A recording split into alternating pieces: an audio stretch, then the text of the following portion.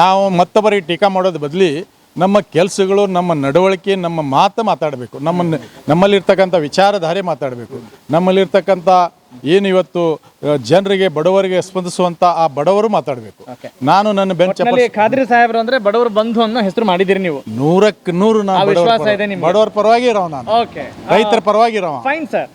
ಈಗ ಬಡವ್ರ ಪರವಾಗಿರೋರು ತುಂಬಾ ಶ್ರೀಮಂತರಾಗಿರ್ಬೇಕಾಗುತ್ತೆ, ಹಂಗಿದ್ರೆ ಬಡವ್ರ ಪರವಾಗಿರ್ಬೇಕು ಅಂತ ಒಂದು ಮಾತಿದೆ. ಪ್ರಸ್ತುತ ರಾಜಕಾರಣದಲ್ಲಿ ಇತ್ತೀಚೆಗೆ ತಾನೇ ಎಲ್ಲ ಚುನಾವಣೆ ಎದುರಿಸಿ ಮತ್ತೊಂದು ಚುನಾವಣೆ ಅಯ್ಯೋ ಬೇಡಪ್ಪ ಸಾಕು ಅನ್ನೋ ಇರುವಾಗ ಖಾದ್ರಿ ಸಾಹೇಬ್ರಿಗೆ ಹುಮ್ಮಸ್ಸಿದೆಯಲ್ಲ, ಏನಿದು ಅಂತ ನೋಡಿ.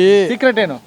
ಈಗ ನೀವು ಸ್ವಲ್ಪ 2024 ಲೋಕಸಭಾ ಕಡೆ ಬೆಳಕು ಚೆಲ್ರಿ. ನೀವು BJP ಅವರು ಎಷ್ಟೊಂದು ಈ ದೇಶದ ಜನರಿಗೆ ದಾರಿ ತಪ್ಪಿಸುವಂಥ ಕೆಲಸ ಮಾಡಿದರು. ಜಾತಿ, ವಿಷ ಬೀಜ, ದುಡ್ಡು, ಹವಳಿ, IT, ED ಅರೆಸ್ಟ್ ಮಾಡಿ ಜೈಲಿಗೆ ಹಾಕಿ ಜನಕ್ಕೆ ಹೆದರ್ಸೋದು, ಎಲ್ಲರಿಗೆ ಹೆದರ್ಸೋದು ಮಾಡಿದರು. ಆದರೆ ಅವ್ರ ರಿಸಲ್ಟ್ ಏನು ಬಂತು? ಹಾಗಾಗಿ ದುಡ್ಡಿಗೆ, ದಬ್ಬಾಳಿಕೆಗೆ ಯಾವುದೂ ಮತದಾರರು ಬಲಿಪಶು ಆಗಲ್ಲ. ಈಗಾಗಲೇ ಕಾಲ ಬದಲಾವಣೆ ಆಗ್ತಾ ಇದೆ. ಜಾತಿ ಮತ್ತು ದುಡ್ಡು ಮೇಲೆ ಚುನಾವಣೆ ಮಾಡೋರಿಗೆ ತಕ್ಕ ಪಾಠ ಕಲಿಸ್ತಾರ. ಇಲ್ಲಿ ಕೂಡ ಆ ಥರ ಇದೆ. ನನ್ನ ಹತ್ರ ದುಡ್ಡಿಲ್ಲ, ಆದರೆ ನನ್ನ ಹತ್ರ ಈ ಬಡವರ ಶಕ್ತಿ ಇದೆ. ಈ ಒಂದು ಈ ಓಟು 1 ಕೋಟಿಗೆ ಸಮಾನ. ನನಗೆ 1 ಓಟು ನನ್ನ ಕ್ಷೇತ್ರದ ಬಡವರು 1 ಕೋಟಿಗೆ ಸಮಾನ. ಹಾಗಾಗಿ ಇಲ್ಲಿ ದುಡ್ಡಿನ ಅವಶ್ಯಕತೆ ಇಲ್ಲ. ಇವತ್ತು ನಾವು ಹೊಟ್ಟಿನಿ, ಎಲ್ಲ ಊರಾಗ ಅವರೇ ಶಿರಾ ಉಪ್ಪಿಟ್ಟು ಮಾಡಕತ್ತಾರ, ಚಾ ಕುಡ್ಸಾಕತ್ತಾರ. ಯಾರು ಏನಿಲ್ಲ, 10 ಜನ ಸೇರ್ತಾರೆ, 20 ಜನ ಸೇರ್ತಾರೆ. ಒಂದೊಂದು ಬೂತ್ನ್ಯಾಗ 50 ಜನ ಸೇರಾಕತ್ತಾರ. ನನ್ನ ಉದ್ದೇಶ ಹೊರಗಿನ ತಂದ ಜನದ ಮುಂದೆ ಮಾತಾಡಂಗಿಲ್ಲ, ಬಂದ ಜನದ ಮುಂದೆ ಮಾತಾಡಬೇಕು. ದುಡ್ಡು ಕೊಟ್ಟು ತಂದ ಜನದ ಮುಂದೆ ಮಾತಾಡೋರು ಭಾಳ ಜನ ಇದ್ದಾರೆ.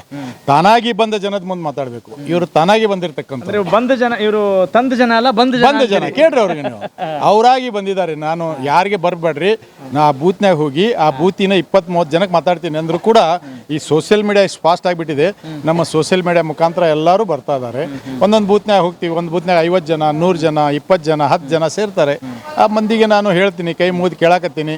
ಅವರೇ ಹೇಳಕತ್ತಾರೆ, ಈ ಸಲ ನಿಮಗೆ ಆಶೀರ್ವಾದ, ನೀವ ಈ ಸಲ ನಮ್ಮ ಶಾಸಕರು ಅನ್ನಕತ್ತಾರೆ. ಹಾಗಾಗಿ ಭಾಳ ಹುರುಪು, ಹುಮ್ಮಸ್, ಎನರ್ಜಿ ಬರ್ತಾ ಇದೆ.